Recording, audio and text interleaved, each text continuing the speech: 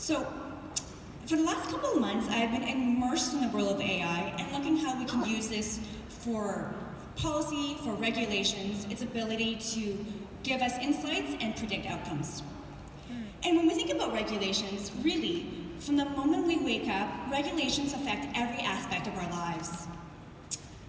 Given that, why is it today governments are struggling so much to keep up to date with the evolving trends in technology? So if we think about issues like autonomous vehicles, cannabis, drones, these are just a few examples where we really need to stay nimble, but we are struggling.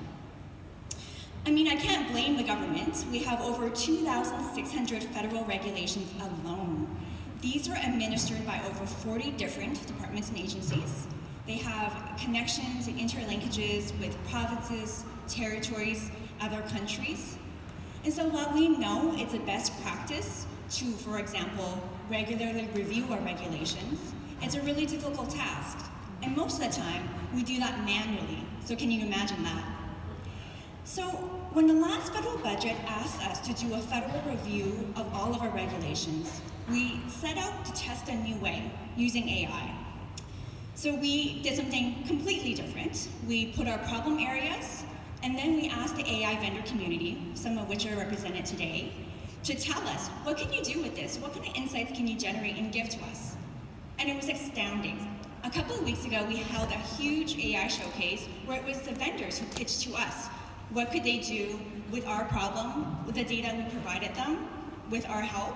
And it was amazing. They gave us so many ideas for different navigational tools analysts could use to find regulations, find our linkages with other regulations and impact on industry, and tools such as natural language processing so we can better understand them themselves.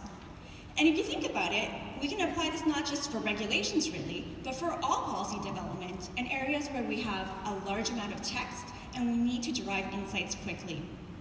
For example, if you think about it, every time we have a new policy, we consult. And by doing consultations, it normally takes us months to produce the what we heard kind of report. With AI, we could do this in real time. Not only that, AI can help us make sense of that data by clustering, giving us patterns, so that we can gain genuine insights based on evidence. And this allows the analysts to then augment their work and say, well, where should I focus? Where should I do more research or deeper dives? And then finally, over time, AI can help us make future predictions. So for example, in our policy areas, maybe identifying where there may be challenges in the future or areas where it warrants more work. So in sum, it's allowing us to actually be the human, be able to augment our work instead of doing all those tedious tasks that take a really long time. But this hinges on one thing, and that is for us to upskill ourselves. And at the cornerstone of this is becoming data literate. And what I mean by that is being able to use data, to manipulate it, to understand it. And why?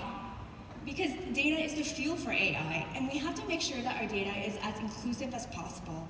So if there are gaps, we know what they are, but so we're not missed or under or over-representing something that doesn't exist. And furthermore, we have to be considerate of the ethical uses of AI. So understanding for us what is actually behind the algorithms, what are the biases that may be inside them, being open and transparent about it, and mitigating that where we can. Now that's a really tall order and a lot for us to do, but we're in it together. And for ourselves as analysts, we have to upskill and learn some new things, new tools, new ways of doing things. And in this regard, you're not alone. The Digital Academy, recently launched at the Canada School, is helping us to do just that, providing foundational and specialized learning in areas such as AI and machine learning. And then together as a group, as institutions, as departments, as industry, it's working together. So doing projects where we are taking a real life problem, trying new techniques, working and doing that in the open with partners, vendors, academia, other departments, because that's really the only way that we can actually show first to ourselves and then prove it, and to all those around us, and to see the art of the possible. Thank you.